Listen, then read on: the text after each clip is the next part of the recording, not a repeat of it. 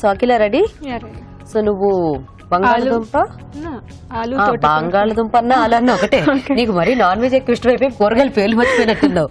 ఆలు తోటకూర వేపుడు.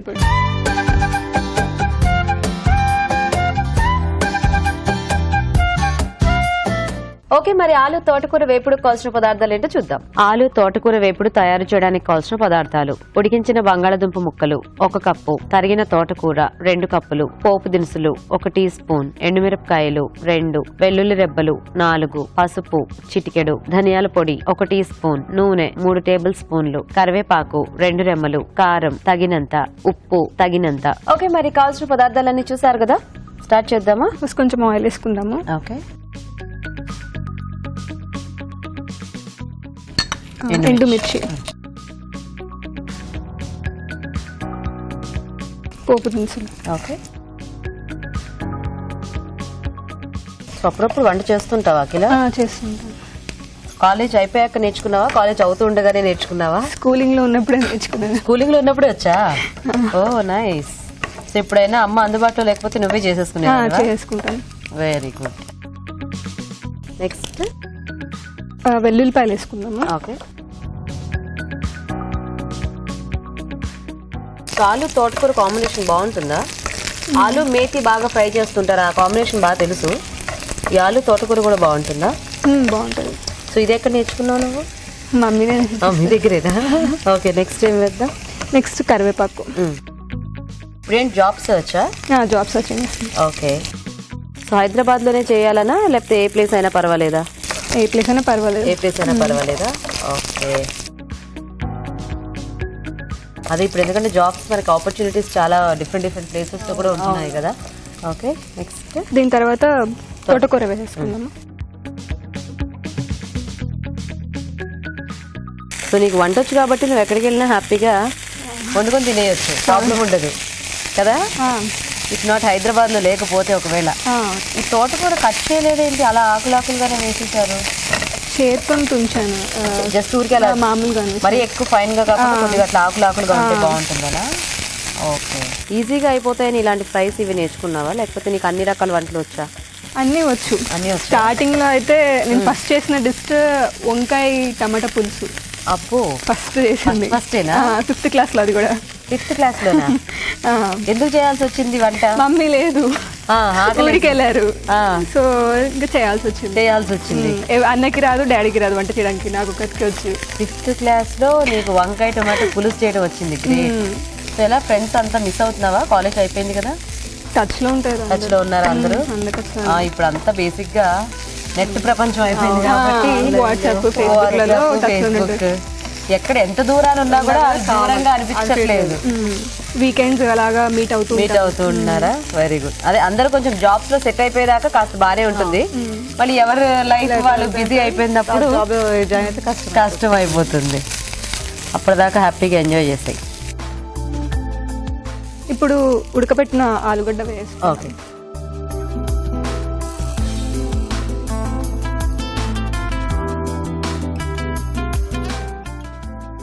ఇది సాలడ్ లో ఉంది యాక్చువల్గా చూస్తుంటే. అంటే బేసిక్ గా మనకి సాలడ్స్ లోనే కొంచెం లీవ్స్ అలా కనిపిస్తుంటాయి కదా.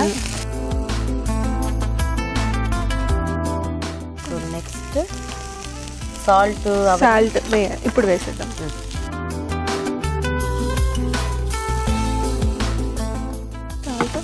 కొంచెం కారం. ఓకే, ధనియాల పొడి. పసుపు పెట్టుకున్నా పసుపు వేయలేదు, మర్చిపోయావా? పర్వాలేదులే. కొద్దిగా పోపులో ఫస్ట్ మనం తాలింపు తీసుకున్నప్పుడు కొంచెం పసుపు కూడా వేసుకుంటే మనకి బంగాళదుంపలు ఎల్లోగా బాగుంటాయి. ఇది ఇలాగ కూడా కలర్ఫుల్ గానే ఉంది ఎందుకంటే కొంచెం ఆకుకూర వేసాం కదా. కొంచెం ఫ్రై అవ్వనిద్దాం. ఓకే, అదే ఆకు కొంచెం కట్ చేస్తే మనకి ఈ పాటికి దాంట్లో కలిసిపోయేది. కొద్దిగా ఆకులు వేసాం కాబట్టి మనకి అట్లా కనిపిస్తున్నాయి. సో కొద్దిగా అది వేగితే మనకి సెట్ అయిపోయినట్టే.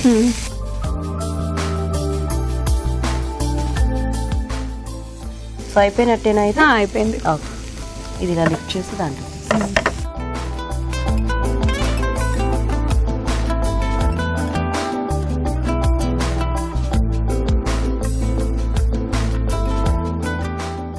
ఆలు తోటకూర వేపుడు రెడీ. ఓకే, ఓకే, ఆలు తోటకూర వేపుడు కూడా రెడీ అయిపోయిందండి. టేస్ట్ చూసే ముందు తయారీ విధానం ఇంకోసారి చూద్దాం. ఆలు తోటకూర వేపుడు తయారు చేసే విధానం: ఒక పాన్ లో నూనె వేసి ఎండుమిరపకాయలు, పోపు దినుసులు, వెల్లుల్లి రెబ్బలు, కరివేపాకు వేసి వేయించాలి. దీనిలో తరిగిన తోటకూర వేసి వేగనివ్వాలి. తర్వాత ఉడికించిన బంగాళదుంప ముక్కలు, ఉప్పు, కారం, ధనియాల పొడి వేసి మరి కాస్త వేగనివ్వాలి. అంతే, ఆలు తోటకూర వేపుడు రెడీ.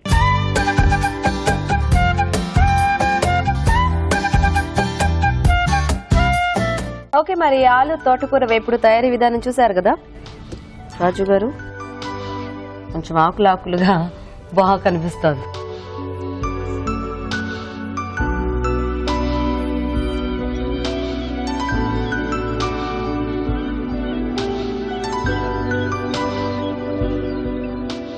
బాగుంది, పోపది బాగుంది, ఆ వెల్లుల్లి ఫ్లేవర్. తోటకూర బాగా వేగింది. సింపుల్ రెసిపీ అయినా కూడా చాలా టేస్టీగా ఉంది, బాగా వచ్చింది. Nice idea. సో ఇద్దరు బాగా చేశారండి, పోటాపోటీగా చేశారు యాక్చువల్ గా. ఇద్దరు కూడా వంటలు బాగా, అంటే తనకి వచ్చు, మీకు అఫ్ కోర్స్ ఇంకా చెప్పక్కర్లేదు. సో ఇద్దరు బాగా చేశారు. మరి వాళ్ళ ప్రైజ్ ఎవరికో రాజుగారు చెప్తారు. ఎవరికి వెళ్ళినా ఒకళ్ళకే కదా.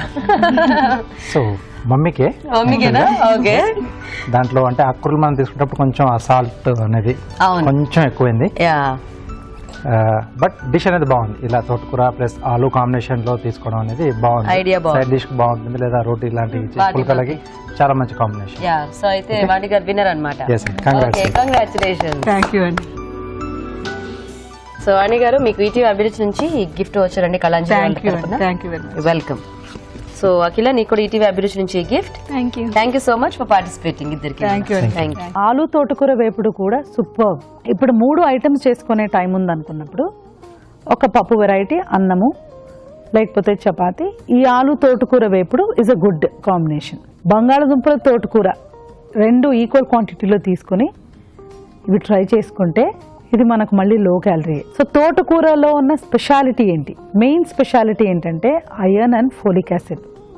ఇవి 2 తక్కువైందనుకోండి, రెండిటి ద్వారా 2 రకాల అనీమియా, ఒకటి ఐరన్ డెఫిషియన్సీ అనీమియా, ఒకటి మెగలోబ్లాస్టిక్ అనీమియా అంటారు. సో ఈ 2 కూడా, దాని అర్థం ఏంటంటే ఈ రెండిటి ద్వారా కూడా ఏమవుతుందంటే ఖచ్చితంగా మనకు మన పర్ఫార్మెన్స్ కూడా ఎఫెక్ట్ అయిపోతుంది. ఇప్పుడు అథ్లీట్స్ కానీ ఇంకా స్పోర్ట్స్లో పనిచేసే వాళ్ళకే కాకుండా మన పర్ఫార్మెన్స్, మన కాన్సన్ట్రేషన్ బాగుండాలంటే కూడా బ్యాలెన్స్ డైట్ ఎంతో ఇంపార్టెంట్.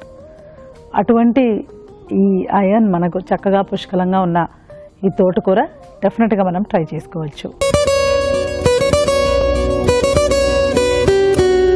ఇప్పుడు మీకోసం ఎంటీఆర్ మసాలా వారి చిట్కా. మామూలుగా పెరుగు ఒక్కోసారి ఎక్కువగా తోడు పెట్టేసుకున్నాం అనుకోండి, బయటే ఉంచేస్తే పుల్లగా అయిపోతూ ఉంటుంది. ఇలాంటప్పుడు ఈ పెరుగును పడేయకుండా దీన్ని కూడా మళ్ళీ వాడుకోవచ్చు. ఎలా అంటారా, 1 వంతు పెరుగు ఉంటుంది కదా, అందులోకి 2 వంతులు నీళ్లు యాడ్ చేసుకోవాలి. బాగా మిక్స్ చేసి ఒక 1 అవర్ వరకు కదలకుండా ఒక ప్లేస్లో ఉంచేసి, దాని తర్వాత పైన తేరుకున్నటువంటి నీళ్ళన్నీ కూడా పడేసి కింద ఉన్నటువంటి పెరుగు తిన్నట్లయితే మామూలుగా తీయటి పెరుగు మనం తీసుకోవచ్చు.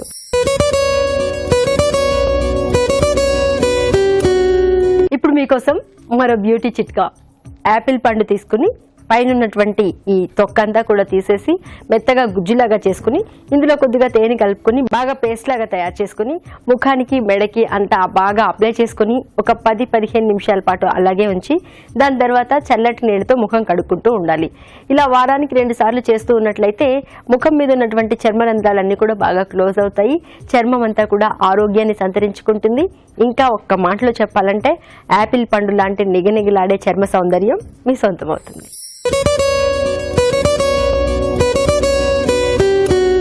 ఇప్పుడు మీకోసం మరో చిట్కా. మామూలుగా ఆడవాళ్ళు, చిన్నపిల్లలు ఎక్కువగా రక్తహీనతతో బాధపడుతూ ఉంటారు. అందుకని రక్తహీనత కోసం మనం దాన్ని అధిగమించాలి అంటే ఐరన్ కంటెంట్ ఎక్కువగా ఉన్న ఆహారాన్ని తీసుకుంటూ ఉండాలి. ఉదాహరణకి బెల్లంలో కూడా ఐరన్ ఎక్కువగా ఉంటుంది. రోజుకొక బెల్లం ముక్క తినడాన్ని అలవాటు చేసుకుంటూ ఉంటే కూడా ఐరన్ శరీరానికి అందుతుంది. అలాగే జీర్ణక్రియ కూడా సాఫీగా జరుగుతుంది. ఇంకా రోజువారీ మనం తీసుకునే ఆహార పదార్థాలు, టీ, కాఫీ వీటిల్లో కూడా షుగర్కి బదులుగా బెల్లం వేసుకుని తీసుకోవడాన్ని అలవాటు చేసుకుంటే కూడా ఆరోగ్యానికి మంచిది.